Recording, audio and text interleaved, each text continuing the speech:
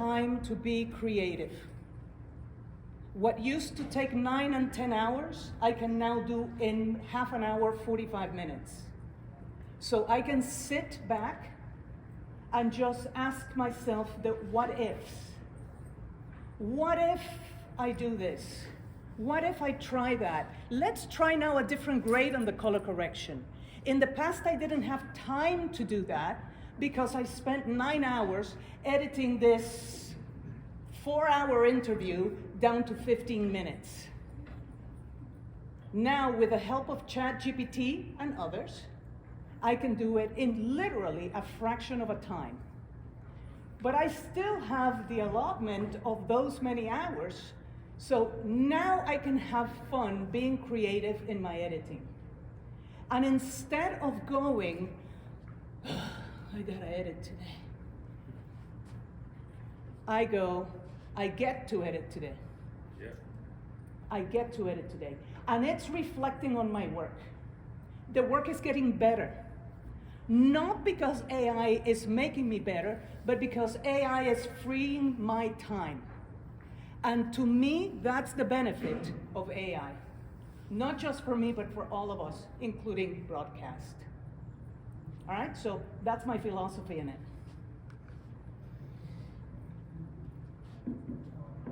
It does provide all of that, and it does personalize viewer engagement.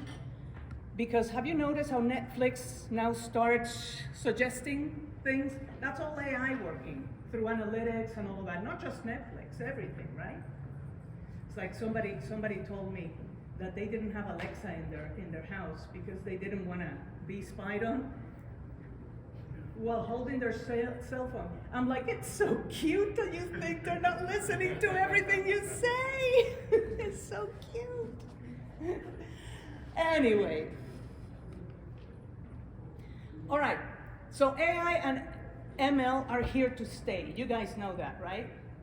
Anybody here is afraid of the negative impact that this may have in your jobs?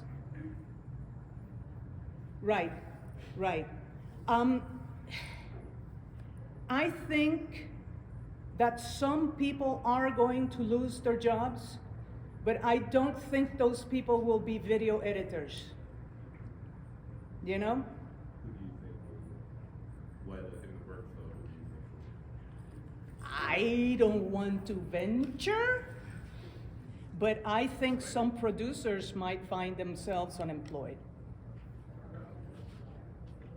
I don't think video editors will. So most of you look very young, but there's a couple of you that might remember when we switched from analog to non-linear, so from tape to non-linear. I'm getting the same feeling, because back then, all the editors were like, oh my God, I'm an editor. I don't know how to use computers, and they were hyperventilating and blah, blah, blah. And it's like, could you imagine today editing tape to tape? The horror. The horror, right? So the only people who did lose their jobs back then, and there were some, were the ones who did not embrace the technology.